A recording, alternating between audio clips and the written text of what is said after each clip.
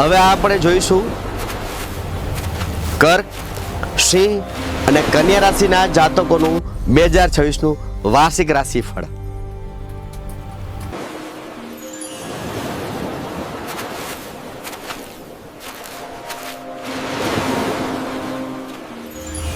હવેની રાશિ છે કર્ક રાશિ.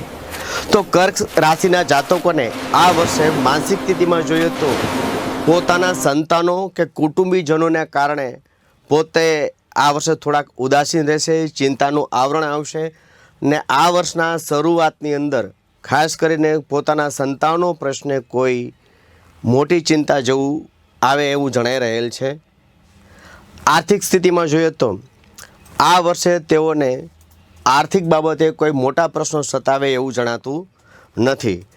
આરોગ્ય બાબતે જોઈએ આ રાશિના તો ખાસ કરીને તમારા જૂના હઠીલા દર્દો હોય એ બાબતે જે તમે ચિકિત્સા કરાવી રહ્યા છો એ ચાલુ રાખજો. ખોટા ગભરાવાની જરૂર નથી. ખોટા ગભરાશો તો તમારે માનસિક રીતે આ વર્ષની અંદર થોડી ચિંતા વધશે. તો તમારા સંતાનો પ્રશ્ને જે કાંઈ પ્રશ્નો ઉદ્ભવતા હોય એમાંથી છૂટવું હોય તો તમારા ઈષ્ટદેવ અથવા જે ગુરુદેવે તમને આપેલા મંત્રો છે અથવા તમે જેના ઉપર વિશ્વાસ કર્યો છો એઓનું માર્ગદર્શન લેજો, એઓના મંત્ર જાપ કરજો. ખોટા વહેમમાં આવતા નહીં, જેથી તમારું આ વર્ષ સુખમય ને શાંતિથી પસાર થશે. સિંહ રાશિ. સિંહ રાશિવાળા જાતકોને જોઈએ તો આ વર્ષની અંદર માનસિક ચિંતાનું આવરણ જે ગયા વર્ષે તમારે હતું એના કરતાં ઘણી બધી રાહત મળશે. તમારા સંતાનોના જે કોઈ પ્રશ્ન હતા કે તમારા કુટુંબની અંદર જે કાંઈ સારા માંગલિક કાર્યો અટકેલા હતા એ આ વર્ષની અંદર પૂર્ણ થવા જઈ રહ્યા છે. તેમજ આર્થિક રીતે જોઈએ તો તમારે આ વર્ષ દરમિયાન નાની મોટી કોઈ ખરીદી કરવાની હોય, કોઈ રોકાણ કરવાનું હોય કે કોઈ પ્રોપર્ટી લેવાની હોય એમાં પણ સારો એવો ફાયદો જણાઈ રહેલ છે. તો સિંહ રાશિવાળા જાતકોને આ વર્ષે આર્થિક રીતે કોઈ ચિંતા જણાતું નથી, પરંતુ તમારા આરોગ્ય બાબતે તમારે કાળજી રાખવાની જરૂર જણાય છે.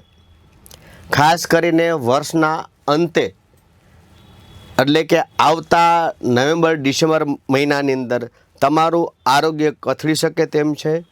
જ્યારે પણ તમારું આરોગ્ય નબળું પડ્યું હોય તો તાત્કાલિક તમારે તમારા યોગ્ય ચિકિત્સકની સલાહ લઈ આગળ વધશો, જેથી 2026નું વર્ષ તમારા માટે દરેક રીતે સુખ શાંતિથી પસાર થશે. કન્યા રાશિ. કન્યા રાશિવાળા જાતકોને 2026ના વર્ષમાં જોઈએ તો આ વર્ષ તમારે ખૂબ જ લાભદાયક છે. તમારે કોઈ મોટી ચિંતા જેવું જણાતું નથી અને તમારા અટકેલા કાર્યો હતા એ પણ પૂર્ણ થવા જઈ રહ્યા છે.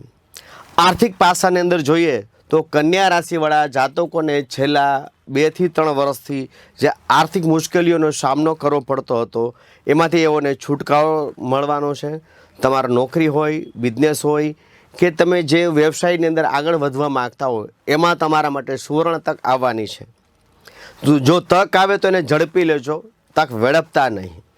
ને આરોગ્યની દ્રષ્ટિએ જોઈએ આ વર્ષ કન્યા રાશિ માટે તો તમારે કોઈ ખાસ એવી ચિંતા જેવું જણાતું નથી. વાયરલ ઇન્ફેક્શનથી બચવાનું છે.